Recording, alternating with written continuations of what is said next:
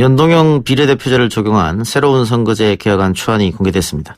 명칭도 산식도 복잡해서 이해하기 어려운 내용이 많은데요. 국민들이 꼭 알아야 할 선거제 개혁 단일화 초안, 국회 정치개혁특별위원회 자문위원인 하승수 변호사 연결해서 이야기 나눠봅니다. 변호사님. 네, 안녕하십니까. 예, 오늘 공개된 선거제 개혁 단일화 내용 개략적으로 설명 부탁드리겠습니다. 네, 연동형 비례대표제라고 그동안 얘기되던 선거제도는 굉장히 좀 단순한 개념입니다. 그러니까 정당이 받은 정당 지지율에 따라서 100% 의석을 배분하는 건데요. 오늘 발표된 내용은 그 연동형 개념을 그 온전하게 100% 적용하는 건 아니고 예. 한 절반 이상, 절반보다 좀 넘게 적용하는 개념이라고 생각하시면 될 것 같습니다. 그래서 준연동형이라고도 부르고 부분 연동형이라고 부르는데 어쨌든 유권자들께서 그냥 쉽게 이해하시면 내가 지역구 한 표 찍고 정당 한 표 찍는 투표 방식은 똑같은데 예. 최소한 어떤 A라는 정당이 가령 10% 지지를 받으면 최소한 그 300명 중에 10%면 30석인데 그 중에 한 절반이라고 하시는 15석 이상은 보장이 된다. 그렇게 이해하시면 될 것 같습니다. 예. 그러니까 투표 방식은 예전과 그대로 하되 네네. 결과는 다르다 이 말씀이죠. 그렇죠. 계산 방법이 달라지는 겁니다. 그 정의당은 연동형 비례를 주장했고 민주당은 권역별 비례를 주장했는데 이번에 어떻게 두 개 다 같이 들어갔습니까? 어떻게 된 겁니까? 일단 기본적으로는 연동형 비례대표제를 말씀드린 것처럼 한 50% 남짓 적용하는 거라고 볼 수 있고요. 다만 이제 연동형 비례대표제라는 건 외국에서도 그걸 전국 단위로 적용할 수도 있고 권역별로 적용할 수도 있습니다. 쉽게 말해서 이제 우리가 지금 정당 투표를 하면 지금도 300명 중에 47명만 비례대표라고 해서 정당 지지율대로 배분하는데요. 지금은 그걸 이제 전국 단위로 명부를 작성하는데 지금 오늘 발표된 안은 일단 정당들이 정당 지지율과 이런 걸 감안해서 그 의석을 배분받은 다음에 그걸 이제 다시 그 권역별로 좀 나눠가지고 자기 정당 안에서 나눈다는 그런 개념입니다. 그래서 두 가지 개념이 약간은 좀 섞여 있다라고 보시면 될 것 같습니다. 예. 왜 100%가 아니고 50%죠? 권역별 연동형 비례대표? 지금 이제 설명은 두 가지로 나오는데요. 하나는 이제 100%를 적용하면 정당이 그 배분받은, 그러니까 득표율에 따라서 배분이 되거든요, 일단은. 그래서 가령 이제 아까 말씀드린 것처럼 300명의 국회의원 중에 어떤 정당이 10%를 받으면 30석이 배분되는데, 근데 이제 지역구에서 30명보다 더 많이 당선되는 경우가 나올 수 있습니다. 그걸 초과 의석이라고 하는데요. 예. 그럴 경우에는 이제 이게 전체 국회의원 숫자가 좀 늘어날 수가 있습니다. 예. 그래서, 지금 설명은 어쨌든 그런 초과 의석 같은 문제를 예방하기 위해서 100%는 좀 어렵다라고 설명을 하고 있는데 사실은 이제 민주당에서 연동형 개념을 받아들이긴 하지만 온전하게 받아들이면 본인들이 좀 손해를 많이 보게 됩니다. 지금보다는. 예. 그래서 이제 아무래도 그대 정당들은 이걸 100% 받아서 좀 현실적으로 자기 당내에서도 좀 설득이 어렵다고 봐서 일단 한 절반 정도 받아들일다 그렇게 이해하시면 될 것 같습니다. 그럼 정부적 판단이 들어갔다 이런 말씀인 것 같은데요. 네네, 그렇습니다. 그럼 네네. 지금처럼 50%만 반영하면은 그 300명에서 오바되는 경우는 안 생기는 겁니까? 지금 현재 계산 방법으로는 300명에서 오바되지는 않습니다. 초과하지는 않습니다. 300명이라는 숫자는 고정이 됩니다. 예. 예를 들어서 설명해 주면 좀 쉽게 우리 청취자들 이해할 것 같은데 네네. 그 전에 말이죠. 네네. 각 당에서 이야기하는 논란이 되고 있는 사안 한번 어떻게 생각하는지 여쭤보고 갑시다. 네네네. 일단 자유한국당에서 이번 그 선거제 개혁안에 대해서 좌파 독재 장기 집권 플랜이다 이렇게 비판했는데 어떻게 생각하세요? 이 선거제도 연동형이라는 개념은 정당이 받은 지지율대로 의석을 나눠주는 겁니다. 가령 자유한국당이 국민들 지지를 많이 받으면 자유한국당이 장기 집권할 수도 있는 거고요. 또 반대의 경우도 될 수 있는 겁니다. 그래서 사실은 이거는 좌파, 우파 이렇게 어느 쪽에 유리한 게 아니라 국민들로부터 얼마나 정당 지지, 그러니까 자기 정당의 지지를 얼마나 확보하느냐에 선거의 승패가 달리기 때문에 이걸 좌파 독재나 이렇게 표현하는 것은 좀 굉장히 적절하지 않다. 왜냐하면 그동안 이렇게 연동형 비례대표제가 얘기된 이유가 정당이 받은 지지하고 의석이 일치하지 않는 현상이 계속 이제 문제가 되어왔기 때문에 선거 때마다 그래서 이제 이게 나온 거기 때문에 이걸 보수에게 유리하다, 진보에게 유리하다 이렇게 이야기하는 것은 좀 잘못이라고 생각합니다. 그러니까 지금까지 우리 선거가 제로섬 게임 혹은 올로와 나싱이어가지고 네네. 51대 49로 결론이 나면 49의 의견은 하나도 반영이 안 됐다. 그렇습니다. 제로가 되는 거니까. 그거를 반영하기 위해서 바꿨다는 말씀이죠. 그렇죠. 네네. 자, 그러면 지금 문제가 또 되고 있는 정의당 심상정 의원의 국민은 네네. 산식이 필요 없다. 이 발언은 또 어떻게 생각하세요? 그게 이제 어제 보도가 됐는데 오늘 그 심상정 의원실에서 해명 자료를 내고 그 해명 내용이 보도가 됐습니다. 예. 내용은 뭐냐면은 이제 지금 그 각 정당에게 배분되는 그 의석이 몇 석이 되는지는 이제 어제 심상정 의원이 기자들에게 설명을 했는데요. 그런데 이제 그 각 정당 안에서 또 이제 권역별로 6개 권역이 있기 때문에 권역별로 배분하는 건 좀 복잡합니다. 그건 뭐 우리나라만이 아니라 독일 같은 나라도 그 산식은 좀 복잡해서 그래서 그 부분은 중앙선관위에서 어쨌든 정확한 산식을 만든 다음에 다시 설명하겠다는 취지로 그 심상정 의원은 발언했다는 거고요. 근데 그걸 이제 심상정 의원실에서는 앞뒤를 자르고 지금 자유한국당 쪽에서 이렇게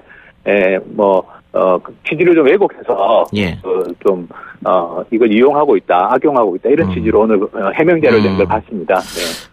그래도 말 실수한 건 분명한 것 같은데요? 글쎄, 저도 적절한 발언은 아니었다고 생각하는데요. 네, 그렇지만 사실은 이게, 말씀드린 것처럼 이 선거제도에서 가령 소수점을 어떻게 처리하느냐, 이런 건 외국에서 약간 이제 선거관리위원회나 전문가들이 좀 구체적인 계산법을 만들기 때문에 아마 그런 취지의 발언인데, 표현이 좀 제가 봐도 적절하지는 않았던 것 같습니다. 알겠습니다. 그러면 예를 들어서 네. 선거제 개혁 단일화는 이야기를 좀 해보죠. 네네. 지금 300석이지 않습니까? 300석 가지고 그렇습니다. 네. 나누는 건데 예를 들어서 A라는 정당이 30% 정도 얻었다. 네네. 그러면 의석 배분이 어떻게 되는 겁니까? 네, 그러면 300명의 30%가 일단 90석이 나옵니다. 기본으로 90석은 보장이 되는 겁니까? 아닙니다. 그게 아니고, 예. 그게 이제 100%면 그게 보장이 되는데요. 예. 100% 연동형이면 그게 아니기 때문에, 일단 이제 300명의 30%면 90석이 나왔는데요. 그 정당의 지역구 당선자를 일단 세야 됩니다. 지역구는 따로 얼마 나왔느냐 보고 일단. 네네, 그렇습니다. 그래서 일단 90명을 배당받았는데, 만약 지역구에서 40명이 됐다. 예. 그러면 이제 90명에서 40명을 빼면 50명이 나오지 않습니까? 예. 원래 온전한 연동형이면 그 50석을 다 비례대표로 채워주는 건데요. 예. 근데 이제 지금 나온 안은 그 100% 채워주기는 거대 정당들이 좀 어려우니까 예. 50%만 채우자. 그러면 25석. 그렇죠. 25석이 나오는 거죠, 비례가. 예. 그래서 그럼 65석이 되는 거고요, 일단. 그렇습니다. 그래서 일단 지역구에서 40명이 되고 비례로 이제 50%만 받으면 이제 25명에서 총 65석을 받게 예. 되는데요. 그 정당이. 그렇게 해서 이제 비례대표를 쭉 배분합니다. 정당별로. 예. 그러면 이제 지금 300명을 지역구에서 225명을 뽑고 비례대표를 75명을 뽑는 걸로 지금 돼 있습니다. 예. 그래서 이제 각 정당별로 그렇게 50%씩 이렇게 비례를 나눠 가지면 그게 이제 75를 넘지는 않는 대체로 넘지 않을 걸로 보는데요. 예. 그러면 이제 좀 남는 게 있지 않겠습니까? 예. 가령 A당이 25 가져가고 B당이 20 가져가고 C당이 10을 가져갔다. 예. 그러면 이제 총 55니까 그러면 이제 75에서 55니까 20석이 남습니다. 예. 그거는 이제 지금 비례대표 배분 방법처럼 똑같이 그렇게. 남은 20석은 이제 정당 지지로 또 예. 나눠주는. 그래서 비례대표를 쉽게 생각하면 2번 배분한다 이렇게 생각하시면 됩니다. 예. 그래서 1차 배분에서는 이제 50%를 보장해주고 그다음 남은 알겠습니다. 걸 모아서 이제 2차 배분해주는 겁니다. 그러면 만약 A 정당이 90석을 얻었는데 지역구에서 80석을 얻었으면 10석에 네네. 50%니까 5석만 배분해준다 이 말씀이죠. 그렇습니다. 예. 네네. 만일 90석을 얻었는데 지역구에서 90이 오버되면 어떡합니까? 그러면 이제 1차로 50% 보장하는 배분은 없게 되는 아예 거죠. 없게 되는 거고. 네, 왜냐하면 이제 지역구에서 이미 다 됐기 때문에 네. 충분히 됐기 때문에 예. 네, 그런 겁니다. 예. 그런데 지역구에서 그렇게 오버될 경우는 잘 안 생긴다 이렇게 보는 거죠. 네, 또 생기더라도 이제 그거는 인정해주자. 왜냐하면 이게 지역구 유권자들의 표심이니까 예. 그렇게 이제 생각하시면 되고 그래서 유권자들이 좀 단순하게 생각하시면 국민들께서 예. 그냥 지금까지는 이제 지역구 따로 비례대표 따로 계산해서 지역구에서 많이 이기는 쪽이 선거에서 이겼다면 예. 그게 아니라 이제는 알겠습니다. 정당 지지가 최소한 50%는 반영이 된다. 예. 전체 의석 배분에서 예. 그렇게 이해하시면 될 것 같습니다. 지금 각 언론사에서 네. 지난 선거, 지난 총선의 결과를 가지고 시뮬레이션을 자꾸 네네. 하던데요. 결과가 네네. 조금 다 다르더라고요. 네, 그게 뭐 소수점 처리나 이런 것들이 예, 약간 어떻게 하냐에 따라 좀 다르고 예. 그래서 약간씩 뭐 한두 석 정도 차이가 나는데요. 어쨌든 전체적으로 봤을 때는 뭐 거대 양당 같은 경우는 20대 총선 결과를 놓고 봤을 때는 거대 양당은 뭐 한 13석에서 뭐 최대한 17, 8석 정도 줄어드는 걸로 돼 있고, 네네. 제1정당과 2정당은 의석 수가 줄어들고 그렇습니다. 네네. 중소정당은 3당, 그렇죠. 조금 늘어나고. 3당, 4당은 예. 늘어나는 거죠. 예, 3등, 4등 하는 정당은 좀 늘어나고. 근데 그게 이제, 뭐, 불공평한 게 아니라, 원래 이제 정당 지지로 보면 그렇게 나눠졌어야 되는데, 그동안에는 이제 3당, 4당 같은 경우는 지역구에서 당선자가 못 나오니까, 그 당을 찍은 유권자들의 표는 일종의 사표가 됐던 건데요. 알겠습니다. 그게 이제 보완이 되는 겁니다. 근데 이제 비례대표가 이제 늘어나니까요.